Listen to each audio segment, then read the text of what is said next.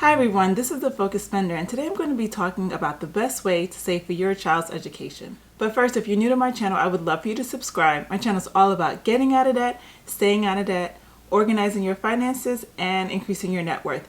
And if you'd like to follow me on social media, you can find me at Focus Spender on Facebook, Instagram, and Twitter. Now let's get started. When I went away to college, my grandmother gave me a bank card with $5,000 on it. She had been saving all of my birthday and Christmas money, and likely money she tucked away from me as well, in the bank.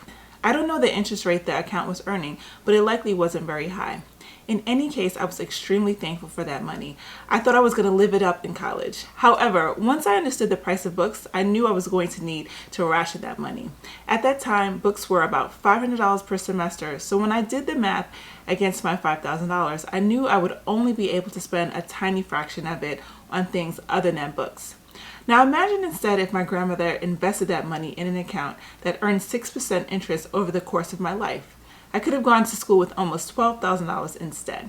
Whenever I sit down to talk to someone about their money, I always ask if they have children, and if so, have they started saving for their college education?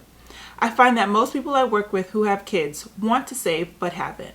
And if they have, it's a few $1,000s in a savings account. The people I speak to are average. According to the website Student Loan Hero, 74% of parents are saving for college in a regular savings account.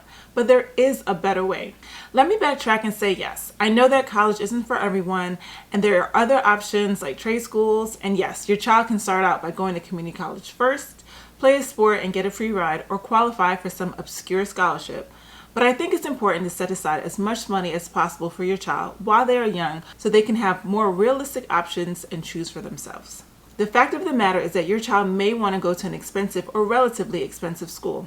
And even if your child qualifies for financial aid, you may be still responsible for something. I had plenty of friends who got a lot of financial aid but didn't have the money for books every year or a laptop. So today I want to talk to you about 529 plans, which is a tax-advantaged savings plan designed to encourage saving for future educational costs. They're sponsored by states, state agencies, or educational institutions. You can think of it as a Roth IRA for your child because it is an investment account. You deposit the money post-tax, but the earnings on your money will grow tax-free and are not taxed when withdrawn.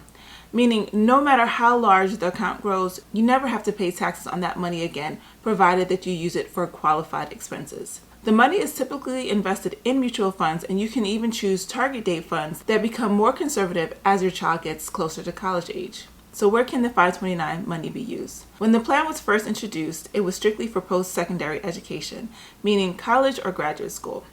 But now you can also use it for K-12 private school tuition up to $10,000 per child. For students in college or graduate school, you can use the money on textbooks, supplies, computers, and in some cases room and board, in addition to tuition. I don't know about you, but I was completely unprepared for the price of books when I went to college. I remember walking into our campus Barnes & Nobles, picking up my books and wanting to put them all back because I was about to use up all of my spending money. Now, you might be thinking, my child is cute and all, but not that bright. What happens to the money if they don't go to college? Well, the good news is the money can be used for another qualified family member's college education, like a younger sibling, niece or nephew, grandchild, or even yourself. So if you're interested in starting one, I mentioned earlier that these plans are administered by states and educational institutions, so your options will vary depending on where you live. You have to decide between an in-state or out-of-state plan. You'll typically have a better tax break by choosing an in-state option. Vanguard has a 529 state tax deduction calculator you can use to calculate your potential tax savings, and I will leave a link to that below. You can also visit a site like collegesavings.org or savingforcollege.com to compare various plans. You should focus your search on the fees associated with the plans because higher fees mean less earnings in the long run. There have been various studies showing cost being the best indicator of investment performance, and I will leave a link to that as well below. Who knows what the state of education will be by the time your child is of age? This pandemic has really shaken things up. Many people will be opting to do online schools or community colleges. Maybe this will even force colleges to lower their tuition cost. Who knows?